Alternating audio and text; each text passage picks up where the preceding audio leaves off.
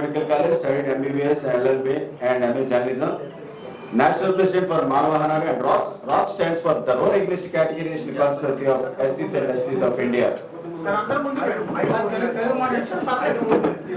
దేశవ్యాప్త SC sub classification reservation sub classification సంబంధించి దేశవ్యాప్త ఉద్యమం కాబట్టి మరి మిగతా రాష్ట్రాల్లో మాలవాహనుడు అంటే తెలియదు కాబట్టి రాక్స్ అని పేరు పెట్టడం నేమ్డ్ యాజ్ రాక్స్ అంటే మాలవాహనుడు ప్లస్ రాక్స్ అంటే rural against categorization conspiracy of ఎస్సీస్ కుట్రపూర్తి ఎస్సీ ఎస్టీ వర్గీకరణ వ్యతిరేక గర్జన తెలుగు రాష్ట్రాల్లో అయితే మాలవాహనుడుగా ఇట్స్ బీయింగ్ కంటిన్యూడ్ యాజ్ మాలవాహనుడు. I'm doctor Ratnakar.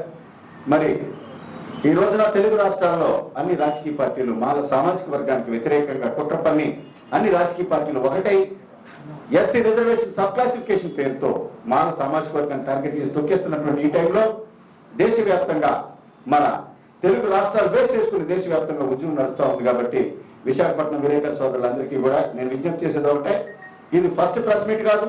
నేను ఒక 100 ప్రెస్ మీట్ల తర్వాత మీ దగ్గరికి రావడం జరిగింది. మీరు అందరూ కోఆపరేట్ చేయాలి.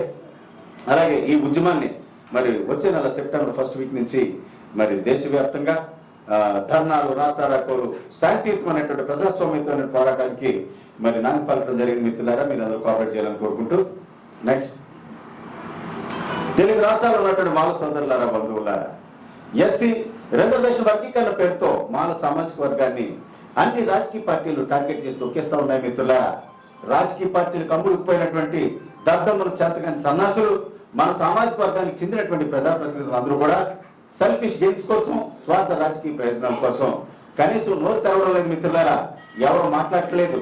ప్రభుత్వాలకు భయపడి కేసులకు భయపడి ఇంతకాలం ఎస్సీ వర్గీకరణ లేని టైంలో మేము అది పొడి చేస్తాం ఇది పొడి చేస్తామని చెప్పినటువంటి నాయకులందరూ కూడా రాజకీయ పార్టీలకు అమ్ముడుకుపోయి రాజకీయ పార్టీలకు చించాగిరి చేస్తూ ఎవరు కూడా పోరాటానికి రావడం లేదు. మిత్రులారా, బికాస్ నేను ఫస్ట్ నుంచి కూడా 25 సంవత్సరాలుగా ఈ ఉద్యమంలో ఉన్న వ్యక్తిగా ఇష్యూ లేదు కాబట్టి I was silent for some time. ఈ రోజున ఇష్యూ వచ్చింది కాబట్టి ఆగస్టు 1వ తారీఖున ఎప్పుడైతే సుప్రీంకోర్టు జడ్జిమెంట్ ఇచ్చిందో ఆ రోజు నుంచి కూడా తెలుగు రాష్ట్రాల్లో ప్రతి గ్రామానికి తిరిగి ఎస్సీ రిజర్వేషన్ అంటే వర్గీకరణ అంటే ఏం జరుగుతుంది, కేంద్ర రాష్ట్ర ప్రభుత్వాలు ఒక కుట్ర ఏ విధంగా చేస్తా ఉన్నాయి మిత్రులారా అందరికీ వివరించడం జరిగింది. గ్రౌండ్ లెవెల్ లో పోరాటం చేస్తా ఉన్నాం కాబట్టి ఈ విశాఖపట్నం ప్రెస్ క్లబ్ సాక్షిగా ప్రెస్ క్లబ్ వేదికగా తెలుగు రాష్ట్రాల్లో ఉన్న మానవ సోదరులు అందరినీ కూడా విజ్ఞప్తి చేసేది ఏంటంటే, ఇకనైనా మీరందరూ బయటికి రండి. ఇకనైనా మీరంతా బయటకు వచ్చి ప్రభుత్వాలకు వ్యతిరేకంగా డెమోక్రటిక్ గా శాంతియుతంగా మరి ప్రజాస్వామ్యయుతంగా పోరాటం చేయడానికి సిద్ధం కావాలి. మిత్రులారా, ఎస్సీ వర్గీకరణ చట్టాలు చేశారు కదా, చంద్రబాబు నాయుడు రేవంత్ రెడ్డి వర్గీకరణ చట్టాలు చేశారు కదా, ఇక చేసేది ఏముందని అనుకోకండి. మిత్రులారా, people are supreme in democracy. ప్రజాస్వామ్యంలో ప్రజలే సుప్రీం. వాళ్ళు చేసినటువంటి చట్టాలేమి మరి భగవద్గీత కానీ అలాగే బైబిల్ కానీ ఖురాన్ కానీ కాదు మిత్రులారా మార్చలేకపోవడానికి. ప్రజలు తలుచుకుంటే ప్రజాస్వామ్య పద్ధతిలో పోరాటం చేస్తే మనమంతా యునైటెడ్ గా మన ఐక్యత ఏంటో తెలియజేస్తే ఎప్పటికైనా సరే ఆ చట్టాన్ని వెనక్కి తీసుకునేటటువంటి పరిస్థితి ఉంటుంది. మిత్రులారా, ఎస్సీ రిజర్వేషన్ పేరుతో మనకి ఇచ్చేటటువంటిది జస్ట్ పీనట్స్. 100లో నలుగురికే బెనిఫిట్ జరుగుతాను మిత్రులారా. అంటే ఈనాటికి కూడా ఎస్సీ లిస్ట్ లో ఉన్నటువంటి ప్రజలందరూ కూడా 96% బాటమ్ లెవెల్లోనే సార్. అక్కడే పల్లెటూళ్ళలో పేదరికంలో మరి అలాగే క్యాస్ట్ డిస్క్రిమినేషన్ పేరుతో వెళ్ళిపోతా ఉన్నారు. మిత్రులారా, 96% పేదలు ఈనాటికి అలాగే ఉన్నారు. మనకి ఇచ్చేటటువంటి కేవలం రిజర్వేషన్ బెనిఫిట్ నలుగురికే జరుగుతూ ఉంది. అయితే ఈ నలుగురికి ఇచ్చేటటువంటి ఈ సీట్లను తెలుగు రాష్ట్రాల్లో మన చంద్రబాబు నాయుడు రేవంత్ రెడ్డి ఎస్సీ లిస్ట్ లో ఉన్నటువంటి 59 కులాలకు సమంగా పంచుతాడట.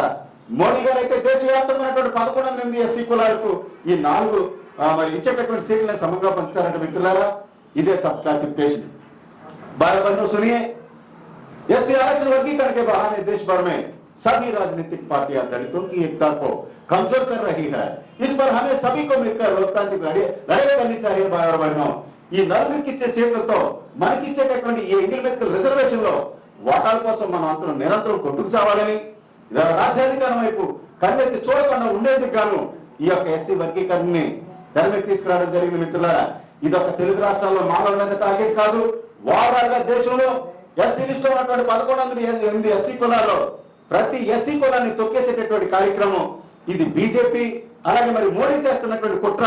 అందులో భాగస్వామి మన చంద్రబాబు నాయుడు అని చెప్పేసి సందర్భంగా తెలియజేస్తా ఉన్నాను. మిత్రులారా, దళితులందరికీ హోల్సేల్ మేనమామ మనల్ని వాడుకున్నటువంటి వైసీపీ నేత జగన్మోహన్ రెడ్డి ఈ రోజుకి కూడా అసలు అతని స్టాండ్ ఏంటో చెప్పలేదు. మిత్రులారా, ఈ రోజుకి కూడా నేను ఎస్సీ వర్గీకరణకు సపోర్ట్ చేస్తున్నానా లేదా అనేటటువంటి విషయాన్ని తెలియజేయలేదు. మరి ఇంతవరకు చెప్పలేదు మిత్రులారా.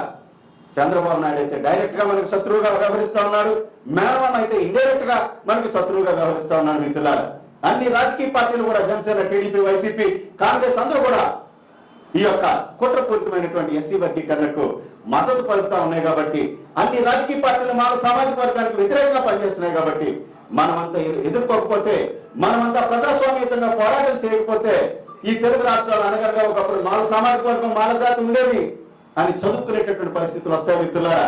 మన చదువుకున్నటువంటి వ్యక్తులు, రిజర్వేషన్ బెనిఫిట్ పొందినటువంటి మన సామాజిక వర్గానికి చెందినటువంటి వ్యక్తులు మనకెందుకులే అని చెప్పేసి వదిలేశారు మిత్రులారా. కేసులకు, జైళ్లకు భయపడి వాళ్ళంతా కూడా సైలెంట్ అయిపోయారు. నేను దేశవ్యాప్తంగా, రాష్ట్ర వ్యాప్తంగా ఉన్నటువంటి మానవ సోదరులందరికీ నేను ఇచ్చే పిలుపు ఒకటే, మీరంతా ఎక్కడైనా బయటకు రండి. ఏమొచ్చినా సరే నేను ముందు నడిపిస్తాను. 30 సంవత్సరాలకి ఈ పోరాటంలో కంటిన్యూస్ గా ఉన్నటువంటి వ్యక్తిగా ఎవరికి భయపడాల్సిన పని లేదు మిత్రులారా. నేను డాక్టర్ వృత్తిని కూడా వదిలి పారేశాను. ఎన్నో కేసులు పెట్టారు, ఎన్నోసార్లు జైలు పంపించారు. వచ్చిన ప్రతి సీఎం కూడా ఏదో 2-3 కేసులు పెట్టి జైలు పంపించారు. ఈ రోజున సమయం అవసరమైంది. ఎస్సీ వర్గీకరణ జరిగిపోయింది, కానీ ఎవరు బయటికి రావలేదు. నాయకులుగా చాలా మంది అయిన అందరూ కూడా సైలెంట్ అయిపోయారు. కాబట్టి ఎక్కడైనా మరి అక్క చెల్లెలు, అన్నదమ్ములు అందరూ కూడా బయటకు వచ్చి శాంతియుతంగా పోరాటం చేయడానికి ముందుకు రావాలని చెప్పి కోరుకుంటూ doctor Ratnakar, national president for Rajasena పాల్గొన్నారు. Thank you.